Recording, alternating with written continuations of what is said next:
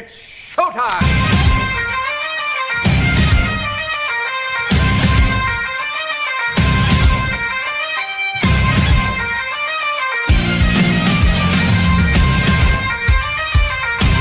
Let's go! Let's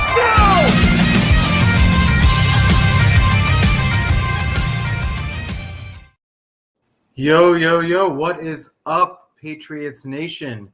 It's I, Soor, your full-time scientist, fuller-time sports fan, and I'm here back with my guy, Aiden. Aiden, how we doing? Doing pretty good, man. Doing pretty good. Just happy to be here. As am I. It's one of those moral victory. It's one of those moral victory weeks in Patriots Nation, isn't it? He lost, but only by 6 to a pretty good Rams team. What are your thoughts on the game? I think there's it's one of those, like, I kind of go into the game not expecting us to win, and then the Patriots tease me like they have just a few weeks this season. So it's kind of one of those losses, like, it shouldn't hurt, but at the very end of the game it hurt a little bit. But I think there's a lot of good just to, like, I guess, work and build upon. But there's also a handful of stuff I think that does need to change. Yeah, absolutely. I think I wasn't expecting us, honestly, to be competitive in this game. But once we were, I definitely felt that we should have won the game. Could have done more with the momentum from being 7-0 up. Could have taken advantage of the offensive momentum we had and not punted from the 37, given how Sly's been kicking this year. And just could have been more aggressive in parts and less aggressive in other parts, not watching the ball security, things like that. Drake didn't quite need to go for broke that early in the drive. Right. It was, if it was a fourth down, that's one thing, but, like, he could have tried to create a manageable fourth down and give more options. Right. Especially, like, you look at a 3rd and 12, everybody's expecting you to throw it downfield. Defense is ready for it, so I think there were better options there. And I think, given how often end of game situations have been an issue for New England, I really think that's an aspect of the play calling that needs work. And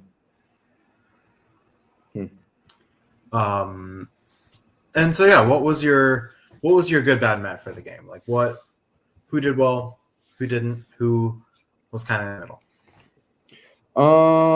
I mean, good. I think, again, Drake had a good game. Aside from that pick, like, he was dicing up the defense. He threw the ball a lot, and, like, he had a lot of good throws. So I mean, I think that was just, again, he's our best player, at least on the offense. The bad is our secondary got eaten alive by Puka and Cup, which, I mean, I can't say I'm surprised, but I thought more so at least one of them would be contained more so than the other, but they both went for over 100. So I think just we got spanked there. And then I think, again, just the offensive line. Like, again, they weren't amazing, but I mean, they played better than previous weeks. I think May only got sacked 3 times. They weren't awesome, but they weren't as bad as, like, we've seen, I think, this season. Yeah. Agreed with a lot of those. Definitely put the secondary in the bad, especially. I just think without Peppers and Duggar really being the only NFL starting level safety, honestly, on the team right now, Mapu out as well. It's just, there's a serious depth issue there. Right. There's also a serious cornerback depth issue. People talk about all the offensive changes we need to do in the offseason, but, like, secondary is, I would say, on par with some of these offensive positions in terms of what we need to do. It's that same problem. We're fine when the team has one good receiver, but cannot cannot handle it when they have multiple. And the Rams have a really, really good duo.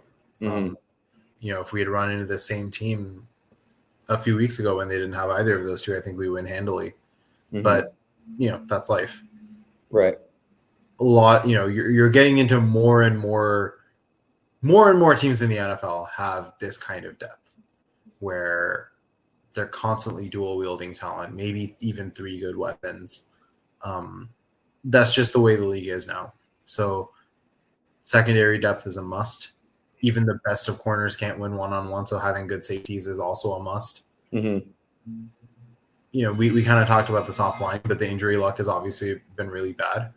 Barmore injured for the majority of the season. Bentley injured just as the defense was starting to find its stride.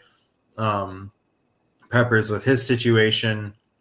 Marcus Jones has been on and off at times. And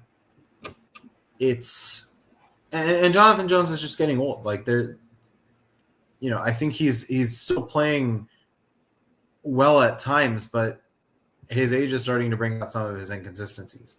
And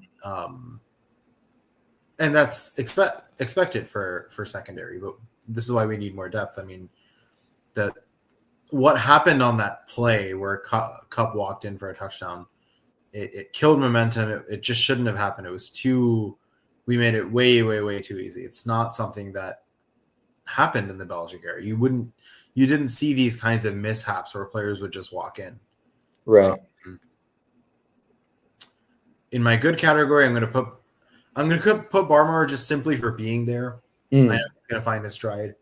He was kind of settling into things, but you said the May part, so I'm going to say the receivers actually overall weren't carried this time. It wasn't the running backs and the tight ends doing the majority of the receiving work. Kendrick Bourne, after he was a healthy scratch because they wanted to test out young talent, he had an excellent game. Got a touchdown as well. Led the team in receiving. Douglas has been consistently now for a few games having consistent production. Obviously the mishap on the last play, hard to tell whose fault it was more. I mean, my inclination is that both of them are partially at fault. But I would say that he still had a decent game. Booty had a really good game. And our number 2 wide receiver, Vidarian Lowe, had a great touchdown. But this was an unusually good game for the receivers, but it's still with Vidarian Lowe's touchdown, he is now in a 6 or 7 way tie for the team's second leading receiver scorer. Not good. Is unbelievable. Not good. And first is honestly our worst receiver, Jalen Polk, who has 2 touchdowns. So good game for the receivers. Need a lot more of it. On my meh side, I'm going to say the offensive line. Again, I think they're playing within their means. They're playing as well as I was tempted to even put them in the good category because again, they're playing as well as they reasonably can. I was thinking so too, but it's they're not good though, so it's hard to put them in there. Relatively, they're playing good. Yeah. In my meh, I can't believe I'm doing this, but I'm going to put the GOAT. That was a bad touchback from Bryce Behringer. I know he has a rocket leg, but he's got to control it a little bit. He's better than that. This is the heir apparent of Ray Guy, or the guy that Ray Guy wishes he was. So you got to do better.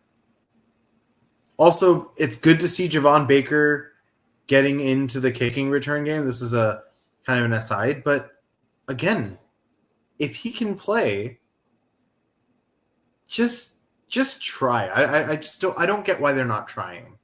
We don't know yet. Yeah, it's obviously no one's established himself as the guy. I don't think there's a clear depth chart or pecking order with like Osborne sometimes playing, Bourne playing. Like, why can't we throw him out there and just see if he has at least chemistry with Drake May? Yeah, especially since that has not been tried. I mean, we never got to see whether he had chemistry with Brissett either.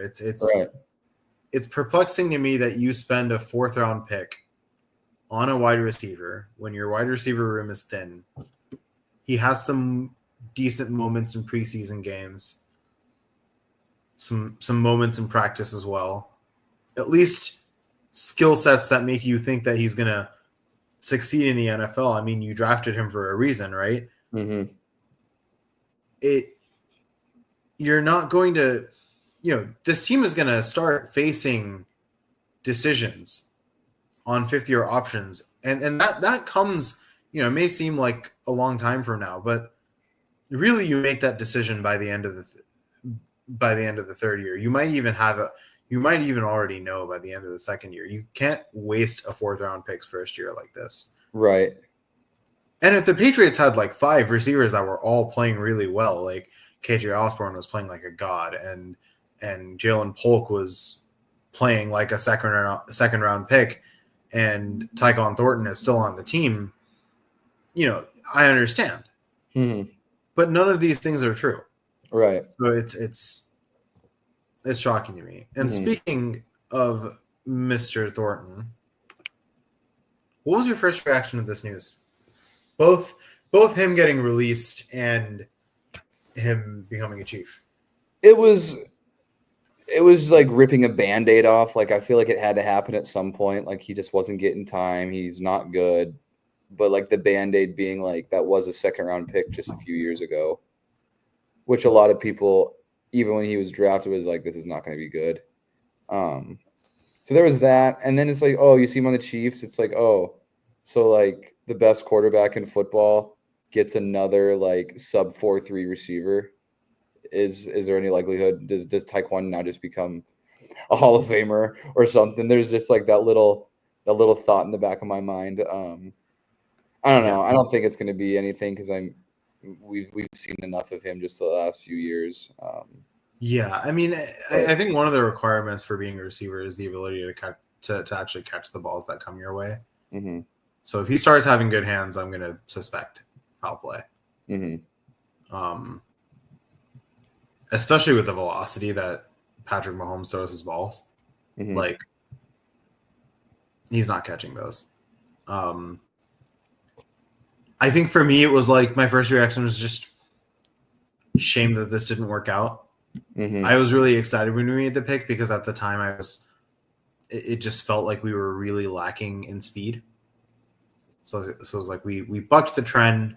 We actually prioritized latent physical traits like speed and went for a pure freak athlete and tried to go the speedster route. But at the same time, like what goes missing when you talk about the speed of guys like a Tyreek Hill is the fact that he's also catching almost all the balls that come his way. Right. That's what's made him a top receiver. The ability to not just have speed, but to use his speed in a deliberate way to run great routes, to be able to stop on a dime and catch the ball and, just he actually catches more 50-50 balls than you would think for a guy as fast as he is. So this is what was missing in Thornton, and you can't extrapolate much from the college level. He wasn't even given all that much work at Baylor. I mean, I don't think he would have risen to the 2nd round if it wasn't for that 40 time. I don't think so either. I had no idea who he was until that 40 time, honestly. It reminds me a little bit of that guy, was it John Ross? Where everybody expected him to be a beast after he ran that 40 and broke a record. And then it turned out he was just speed. Yeah. I think the 40 is a nice thing to have as a part of the data package. But I think that draft is great evidence that we cannot over rely on it. Because that same draft, we took Pierre Strong in the 4th. that was also a bad pick. Mm-hmm. He was the fastest running back in that draft. And so again, there's just more than pure speed.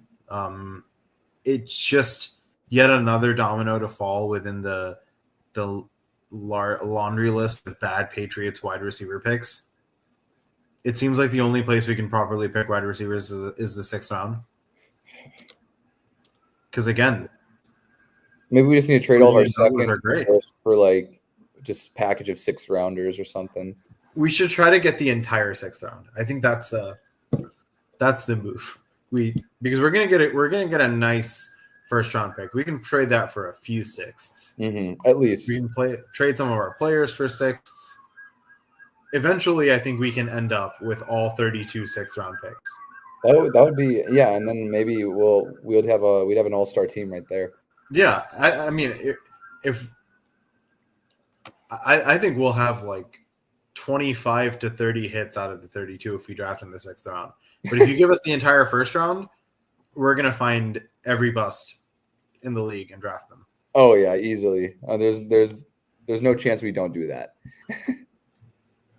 So, Elliot Wolf, if you're listening, don't pick early. Buy the entire 6th round.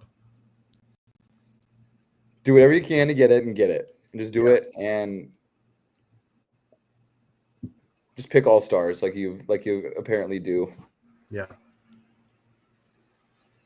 It's really something. But it is it's just a shame, I think. Mm-hmm. 2nd round picks are just too important to waste like this. And I look at Polk this early and it's hard not to see the writing on the wall a little bit. I typically don't make that kind of judgment before at least a year is up, and I've at least gotten to see what a full off season of work as coming off a rookie year can do. So I'm not gonna proclaim that Jalen Polk is a bust or anything, especially now that he leads the team in touchdowns. It is hard though. It's just like our track record of like 1st and 2nd round receivers, like N'Keal Harry and like Aaron Dobson and like even Thornton just a few years ago. Like I can't think of any like good receivers we drafted. Like Gronk was a 2nd rounder, but like Aaron Dobson is quite the pull there. That was a terrible pick, and that one I knew like the second they made that pick, I'm like, what are they doing? Yeah. And this just ratchets up the need for us to just try to find someone who's already proven themselves in the NFL, because clearly we're evaluating wide receiver talent from college players is just not our thing. I mean, if we got like one of the top guys in the draft, like those, I feel like those are like underhand. Like it's pretty easy to evaluate like who the top of the who the top tier guys are. But kind of once you get away from that and like things are a little more subjective with like what people are looking for, then I think that's where it gets dicey. But well, it's once you leave the top 5 of the class, then it comes down to both like just a really good eye as a GM, and sometimes just luck, right? It's people can pretend they know what they're doing to extents, and people do, but like, you know, I'm not going to give extra props to the Giants for picking Malik Neighbors. That was the obvious pick, for instance. Right. If we had been in that position, we would have picked him, and he would have been great. Everybody knew Malik Neighbors was going to be great. Right. Everybody knew that Marvin Harrison Jr. was going to be good. Even a couple of years ago, everybody knew that Jackson Smith and Jigba was like one of the guys in the class. Even that early, you can have misses. Like Quentin Johnston really hasn't done much for the Chargers. So there are things that happen. But yeah, once you leave the top 5 of the class, it's a crapshoot. Right. Which is why the Patriots need to be aggressive and draft the talent they need early. I mean, it's possible that either by just doing a slight amount of trading or even just by keeping the pick they have, that Travis Hunter could be available for them. Mm-hmm. I think they'd be foolish to not go with that. Especially given, they are good. They are really good at evaluating secondary talent in like second, third, fourth rounds. They got Marcus Jones in the third, and before he did the thing at Logan, they got a good cornerback in Jack Jones in the fourth. They've consistently been able to, both in free agency and in the draft, find good defensive players at good values. Right. And on the offensive side, they just need to go with the obvious. Or get someone in free agency.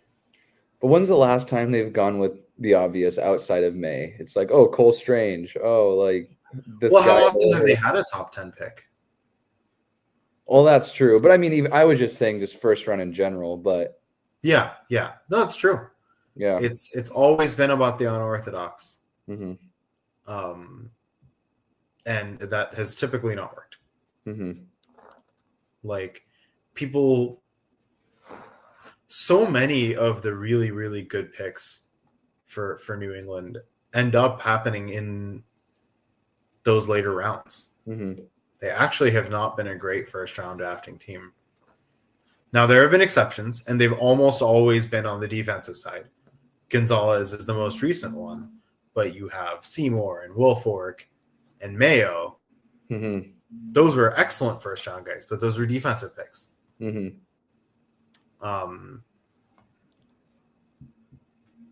So draft strategy is going to get interesting for us. I think just go with an obviously good offensive player. Mm-hmm. It's a rich class. I mean, ideally, get Travis Hunter. You cure your wide receiver depth problem and your secondary depth problem with one player. I mean, I say that. I don't think it's feasible for him to actually play both. But, whichever is the more pressing need of the – like, I could see them going with an approach of whichever one is more banged up that week is the one that he covers for. He could be a hybrid guy. Or I even see him as just like full-time cornerback, like 15, 20 snaps as a receiver or something. I don't think is wild. Yeah. Yeah, give, someone that can – we need a player that teams need to game plan for. That's really my – and we have it in May, but he needs wideouts as well. Like, Kendrick Bourne had a great game, but you're not going and having entire film sessions on what to do about Kendrick Bourne. Right. Like, we don't – it's been a while since we've had a player with that kind of scare factor. Mm-hmm. And it's important. It throws defensive coordinators off their toes, because if you have a player like that, it also serves as a decoy for your other weapons. Mm-hmm. We don't have the kind of player that can let our wide receiver 2s and wide receiver 3s shine. Mm-hmm. I mean, this is why KJ Osborne was so good as a Viking, because when you had Justin Jefferson and Adam Thielen and TJ Hawkinson taking up so much attention, of course there's an opening for KJ Osborne to do stuff. Mm-hmm. It's a lot of talk about Tyquan Thornton and all of that. But I think it's more than just, oh, we lost one of our receivers. It's really a lesson, and this can't happen again. Right. No, not at all. It's getting old. It's getting very old. But we're at now 11 games done, right? Mm-hmm. Let's talk about the rookies. Let's go through each one, remind ourselves, and talk about how they've done. And both like how they've done and how the team has managed them. Mm-hmm. Well, start with the obvious, but Drake May. He's our guy. Like I think it's clear that he's our franchise guy. Like the guys are rallying around him. They're They gave him 40 attempts this last week. Like, you don't see that with rookie quarterbacks all that much. Like, especially in a Patriots offense. Like, they trust him.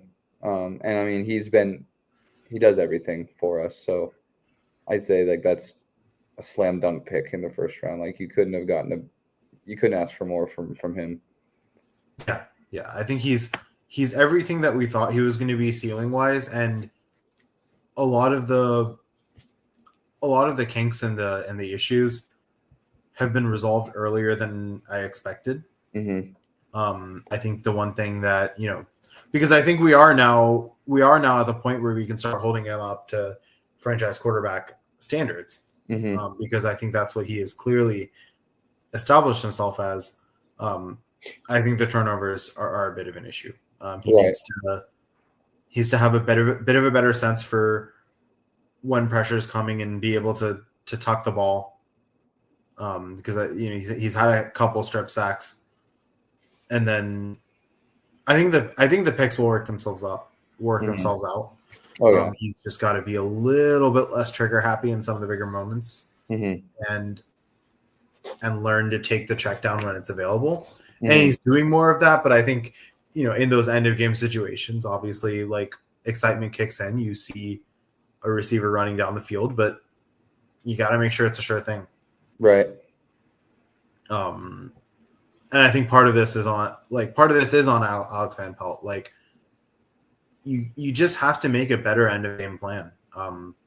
Both with Brissett and with May, there have been so many moral victories this season. I mean, this is the best 3-8 team in NFL history. I can reasonably say that with some confidence, because there's the Seattle game that we lost in overtime, 23-20. There's the Miami game that we lost 15-10. There's a Jacksonville game where we simply just forgot how to play football for a game, or for 3 quarters. And then, there's the Tennessee game that also went to overtime and we lost.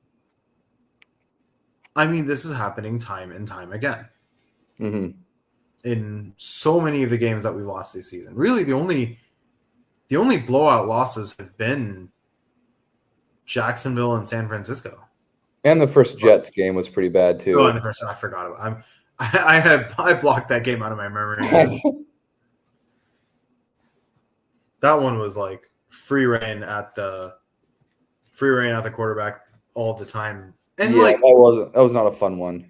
It's looking at a game like that where I can reasonably say, like, it almost feels like the offensive line is playing well because of how bad they were then. Like, sure. I really think it has been a tremendous evolution, and I wonder how much crazier that evolution was if we had like NFL caliber players, which shouldn't be a lot to ask for in the NFL. We were in the NFL, but like, we are talent-wise, our offensive line would be given a run for their money by an Alabama, an Oregon,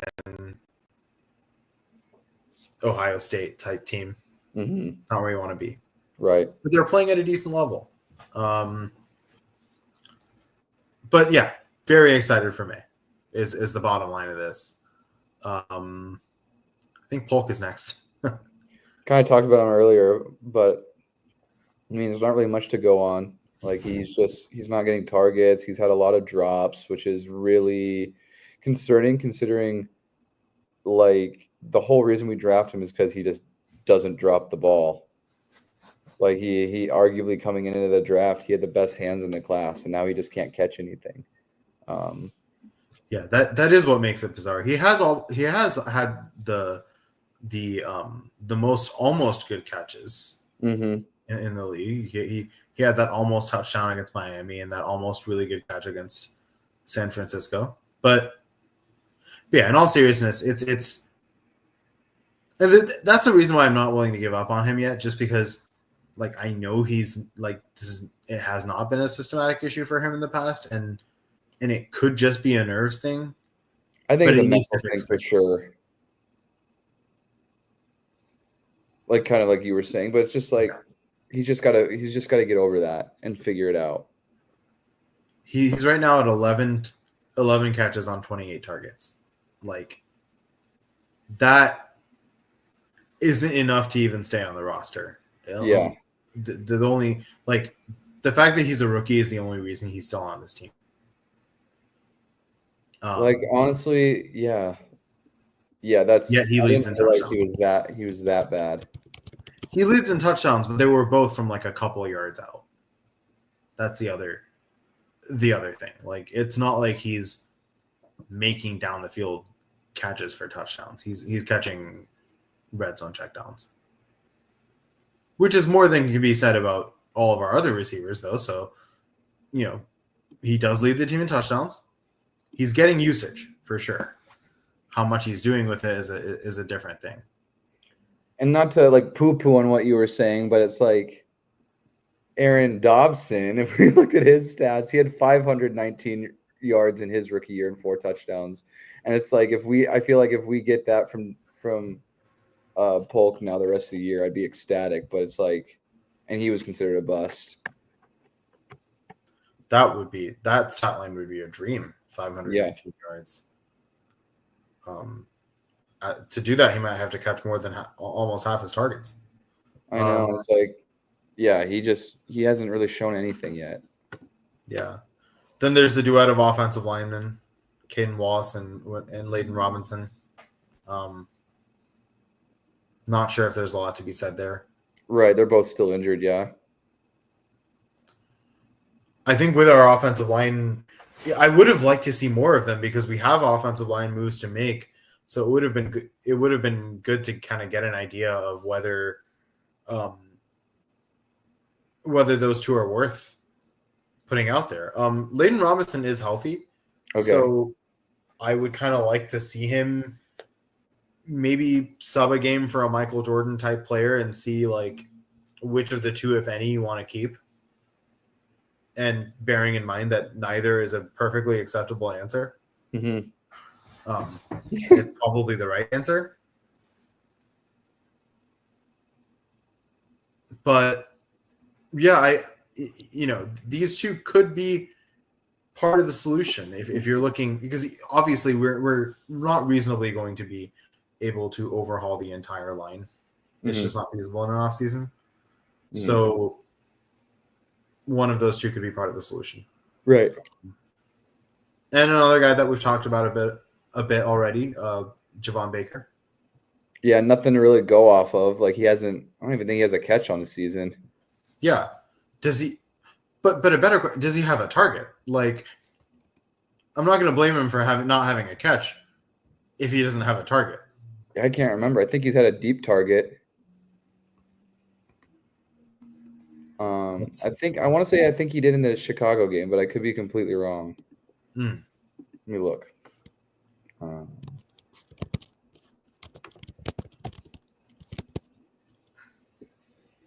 0 targets. Oh, awesome. 0. So not going to fault him for not having 0 catches. I am going to fault many people for him not having any targets because you're giving considerable reps to a guy that's catching less than half of his targets. Mm-hmm. It could not possibly get worse than that. And if it is, then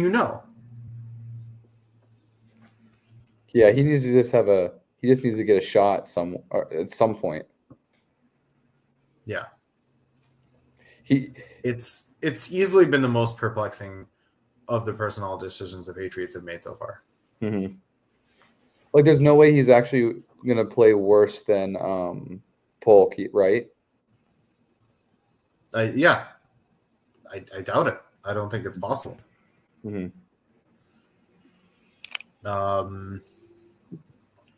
Then Marcellus Steele, again, not much of a sample size. He's played a couple games. He's played all right in those games. He's forced a fumble, had a couple tackles. Not much to write home about, but given our cornerback depth issues, I'd like to see us try him out a bit more. But hard to say. Mm-hmm. There's a lot of hard to say in this class, which worries me. I know. There's like outside of May, it's like everything else is a big question mark. Yeah. Yep, and then yeah, there's Joe Milton. I mean, I'm sure he's doing well on the practice squad. Yeah, I'm sure he's a fun guy to be around. Yeah. Rocket arm, no accuracy. Right. And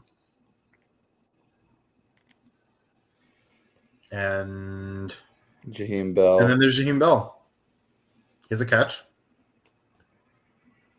More than Baker, so that's a plus. Yeah. He has the same number of yards as catches. One. He has many catches and one less touchdown than Verdarian Lowe does. Yeah. I'm telling you, Verdarian Lowe's wide receiver too. So I used to say things like Verdarian Lowe shouldn't be on the team anymore, like get released. No. Just move him over to wide receiver. Mm-hmm. Or even move him over to tight end. Yeah, I mean we have two good tight ends. What's so wrong with the third? We thought that was going to be Jaheim Bell, but I guess it's going to be Verdarian Lowe. Overall, this recap is not making me feel very optimistic about this draft class. No, it makes me sad now, actually. It's just been a string of mediocre drafts, man. Although I think the way Keon White has been playing, I'm starting to feel better about. Honestly, last year's draft, like you think about it, you got Gonzalez, you got Keon White. The jury's still out on Martin Mapu. I still think he's a pretty good player when he's out there. Mm-hmm. Douglas Behringer. Yeah, Douglas Behringer Booty, like decent draft. And then, of course, the best pick of them all, the guy who got us the only good pick of this draft, all hail. The Tank Commander. Thank you, Mr. Chad Ryland. Every time I watch May make a beautiful pass, I'm like, Chad, you did this. Chad, thank you. You're the real MVP. He knew. That's why he's playing so well in Arizona. He can kick. He was just like, look, I need my Patriots to get a really exceptional and your Patriots to get a really exceptional quarterback. And I know that Drake May is waiting for them if I miss this kick. So I'm going to miss this kick. Just a servant.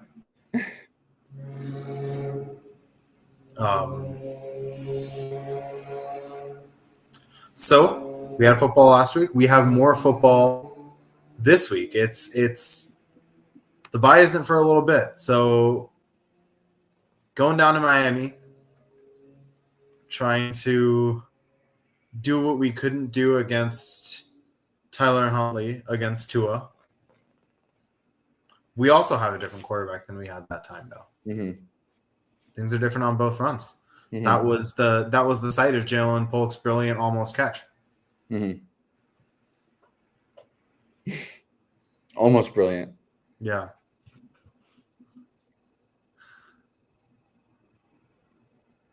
Weird rule, but not a good one. Hard to say what to make of this game. I don't really know what the Dolphins are yet. They have been playing pretty well recently, though. I mean, yeah, Tua gets injured a lot, but when he's out there, the Dolphins are a different offense. Mm-hmm. I think he hasn't been playing how he normally plays, though. Like Waddle and Tyreek haven't really – they've kind of been disappointments this year. Yeah. But apparently Jonnu Smith is covering their slack. That was probably the most distressing stat line from yesterday. Just Johnny Smith with 6 catches for 101 yards and 2 touchdowns. What? Where was that for us? Exactly. I mean, the tale of the tape on Miami is pretty self-explanatory. They have unbelievable weapons. Just extremely deep wide receiver room. Speedsters in the running back room.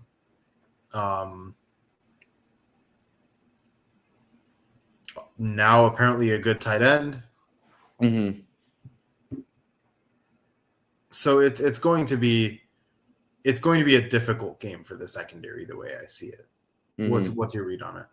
No, I think so too. I think the best way to at least keep it a competitive game is probably through a pass rush, honestly, and just putting pressure on Tua and just getting in his face each time he throws. I think whoever is lined up against Gonzalez is going to have some trouble, but man, the two and they just have speed everywhere, so it's Waddle, the two guys gonna have a chance to eat, and Jonnu too. So I mean, I think it's really hard to stop them. We'll have to slow them down, but I think that's really just through our pass rush, just getting into his face and just kind of making it miserable on him. Because I mean, even Achane, in the past games, they just have a lot. Yeah, it's just pure speed, but speed used well. I mean, they have a bunch of our what if Tyquan Thornton could catch. They have 5 of those. So it's difficult. The Gonzalez is going to have a tough job. I'm not sure anybody other than him is up to the task of defending their guy. Right. I think a lot of the onus is going to go on safeties because these just aren't winnable one-on-one matchups, and so you need the guys out back to help out. So I think safety play is going to be really important. I think Kyle Duggar is going to have to play a more traditional safety role than he's used to. I don't think he has the option of taking gambles and trying to stop the run.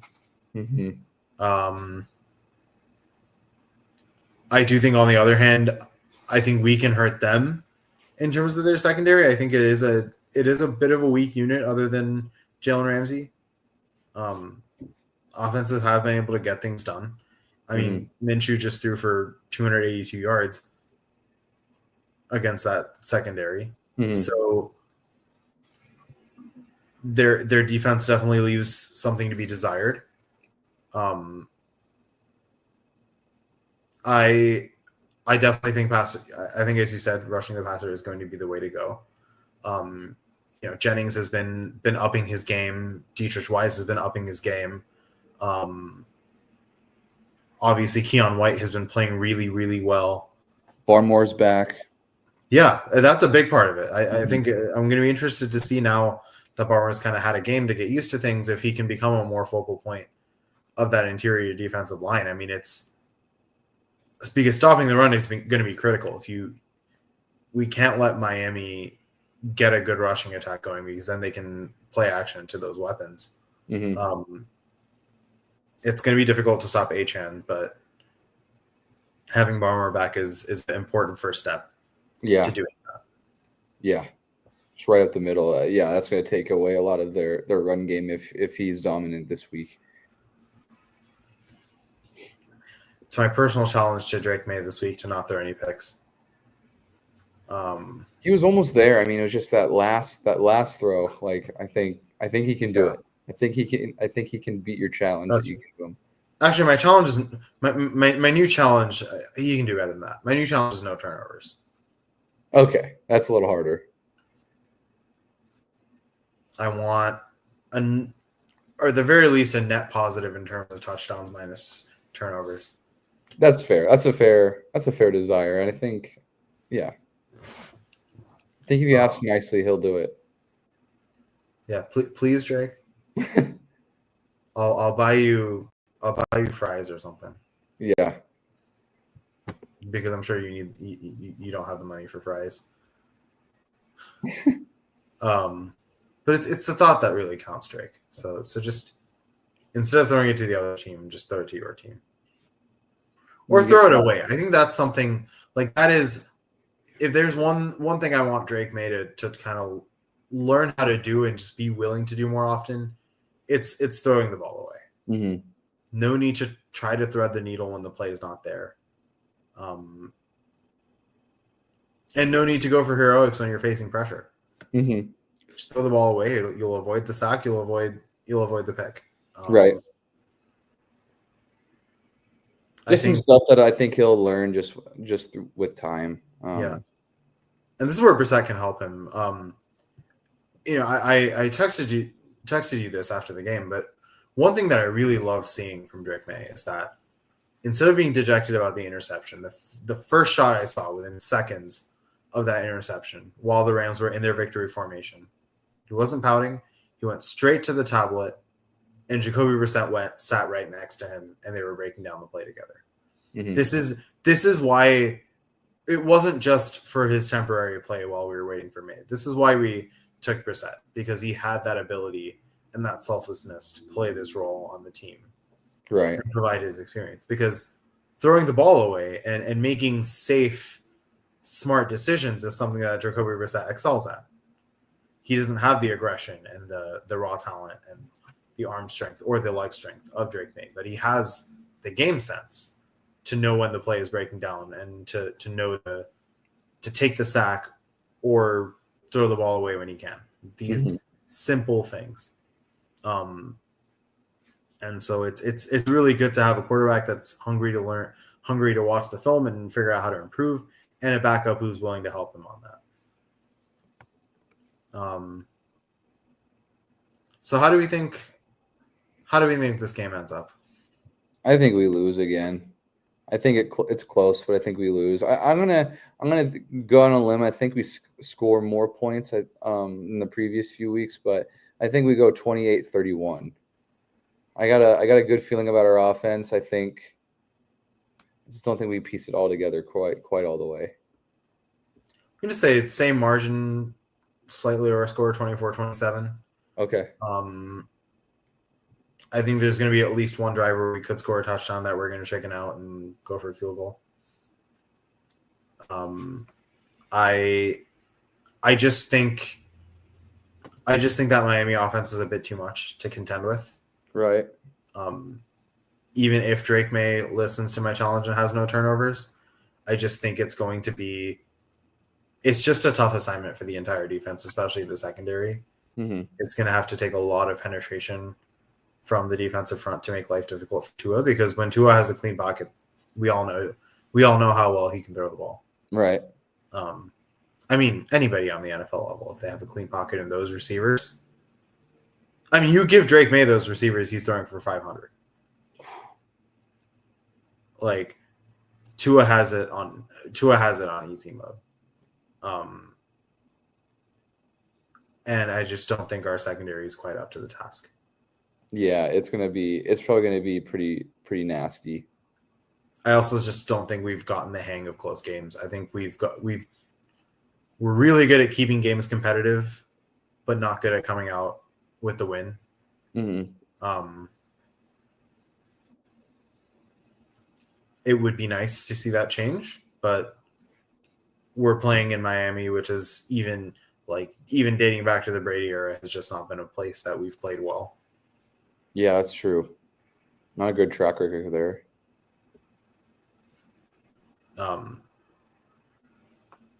So Miami, I'm predicting that Miami goes to 5-6, starts actually entering the thick of the wild card race. Uh-huh.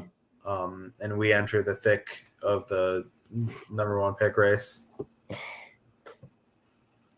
We're both going to be making strides towards our ultimate goals. But I think ultimately, we're too good to get that number 1 pick. We are going to win a couple more games this year. Mm-hmm. I think so too. We're too good not to. Arizona, for instance, I think we're going to beat. I have a weird feeling we're going to beat Buffalo once. It's just going to be one of those weirdness games. Those divisional games, they have who knows? Maybe it's a Maybe it's the last game of the year when Buffalo's already made the playoffs and they just sit some players or something. Yeah. Something like that. I don't know. And I've made my peace with the fact that we're not going to get the number one pick. I don't want the number one pick because it signifies that we've, the Jaguars are on track to get that pick again for like the third time in 4 years. Like it's a guarantee of nothing other than the fact that you were the worst team in the NFL that year. I think the Patriots have, again, they have some momentum going on right now. People are taking notice of what Drake May is doing. And that is leading to – these are the things that will lead to decent players, a decent wide receiver saying, maybe I want to play for this guy. Right. If we're looking at, like, some of your top targets, but even some of the more fringe guys, like we were talking about like a Darius Slayton. Darius Slayton might look in this situation being like, I'm sick of playing for Daniel Jones. I want a good quarterback. So yeah. I think we should definitely go for the win. I just don't think we're gonna get it. Right. And I think they will go for it, but I agree. I don't think they get it. I'm also issuing a challenge to Bryce Behringer for no touchbacks. I know he has an iron leg, but keep that thing in check. Keep it in check and you'll get some fries as well. Yeah. Maybe just, I don't know what you need to do. Maybe a couple fewer seconds on your routine, which is already like 3 times as long as it needs to be. But I mean, we're talking about the greatest football player of all time. So he can up the ante. He'll be fine. He'll figure it out. He's the GOAT for a reason. Yeah. It's our godly trio. Drake May, Joey Sly, and Bryce Behringer. What more do you need? What more do you want? Yeah. We're gonna be here recapping how it goes, win or lose. Oh yeah. And don't worry, we're starting to get desensitized to the losses, so we'll still be here with most of our full enthusiasm. And we'll be here to preview I would say, more winnable game against the Colts. It'll be a fun matchup of young mobile quarterbacks. Honestly, I would put them at similar levels as to where they are right now, except maybe I would put Drake May a bit above because Anthony Richardson also is having a big turnover problem. Yeah, and I think he's a way more inaccurate passer than May is also. Like, I guess that comes with the turnovers, but yeah, obviously he has a lot of talent, really special arm, great set of legs, but nothing that Drake May doesn't have. Right. And I think, Drake May can feel energized by these matchups against other young quarterbacks within a couple of years of his age. Because he has a chance to really prove that he's one of the best rising stars in the league already. So we'll be here to hopefully talk about the Patriots getting their 5th win. Oh yeah, hopefully. 5 wins would feel good. 5 wins would feel like a miracle. Even 4 wins last year felt like a miracle after we started 1-10, 1-11, something like that. No, 2-11. I keep forgetting that we won that game against the Bills. Yuck. That was